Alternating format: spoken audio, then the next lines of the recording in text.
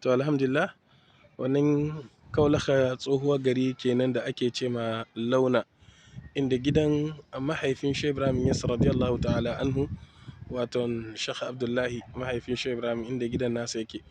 To wannan farin gida da kuke gani, to shine gidan na mahaifin Shehu radiyallahu ta'ala anhu. Ga hoton mahaifin nasa nan, ga hoton shi Shehu nan a ƙofar shiga gidan kenan. To insha Allah za mu shiga wannan gida mai albarka, mu ɗauki bidiyon mu nuna ma 'yan uwa su ga wuri mai albarka, wurin da Allah subhanahu wa ta'ala ya albarkanta da albarka mai yawa, wadda kuma wannan albarka alhamdulillah ita ce ta gama duniya duka gabaki ɗaya. Nan shiga cikin gidan kenan. To nan wannan gida da kuka ji na ce yana da albarka, ba wai don shina gidan mahaifin Shehu Ibrahim kaɗai ba, sai ma a ce ma duk karatun da Shehu Ibrahim ya yi a wannan gida ya yi shi. Wannan gidan da kaka gani, gidan baban na Shehu kenan. Allahu akbar, ka gan shi. Duka karatun da Shehu Ibrahim ya yi a wannan gida ya yi shi. Ba gidan ba ma kaɗai, bari kun ga wannan ɗakin da za mu shiga. To shine ɗakin da Shehu ya yi karatu a hannun mahaifinsa, kafin Allah shi ma mahaifin cikawa. Kuma daga nan Shehu bai sake karatu wajen wani malami ba, saboda duk wani abu da ake bukata na ilimi da al'ulum Shehu ya same shi. Ana ce al'ulumul marsuma. Allahu akbar, kaga wannan ɗakin shine haka. Assalamu alaikum. Nan shigowa cikin ɗakin kenan. Wannan ɗakin ɗaki mai albarka, wuri kuma mai albarka kenan. Allahu akbar, ɗaki mai albarka kuma wuri mai albarka kenan. A me yasa na ce muku haka? A wannan ɗaki, ɗaya daga cikin 'ya'yan Shehu wanda yake a wannan gidan yanzu haka yake zaune, a Sheikh Munhamin na kenan. To na je a bakin shi bare da muka zo ziyara, kuma kila yawancin ku sun ga wannan bidiyon da ina tarjama.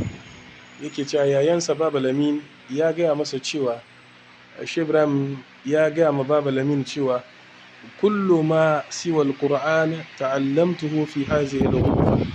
Yace duk karatunsa, duk iliminsa, in bancin karatun Al-Qur'ani mai girma, Shehu yace to ya karance shi ne a cikin wannan ɗaki.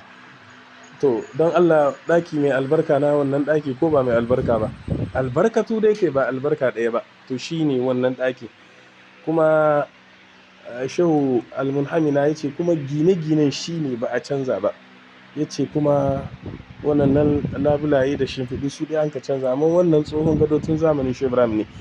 Amma ya taɓa hannu nan wurin, ya ce fi hazihil buqatil mubaraka. Ya ce nan duka, nan inda Shehu yake zama suna karatu da baban shi kenan, wanda duk ilimin Shehu gabaki ɗaya a nan ya karance su wajen baban, in bancin Alƙur'ani mai girma.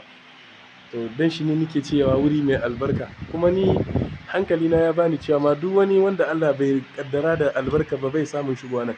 Kuma duk wanda ka ga shigo nan, Allah na nufin shi da albarka ne. A ce wurin da Shehu ne karatu a hannun baban shi, duk wannan karatun, duk wannan tarihin nan da kuke ji na cewa Shehu baban shi bai bari ya hita, har ma wata ran lokacin karatu ya fita neman abin da za a samu fitilan mai ne, da uban ya neme shi bai same shi ba, sai ta faɗa ya ce ya je neman abin da za a samu fitilan karatu ne. Nan ne wannan ita ma sanda ta Shehu ce, ga ta kuna gani. Duk maziyarta in sun zo suna yin hoto da ita.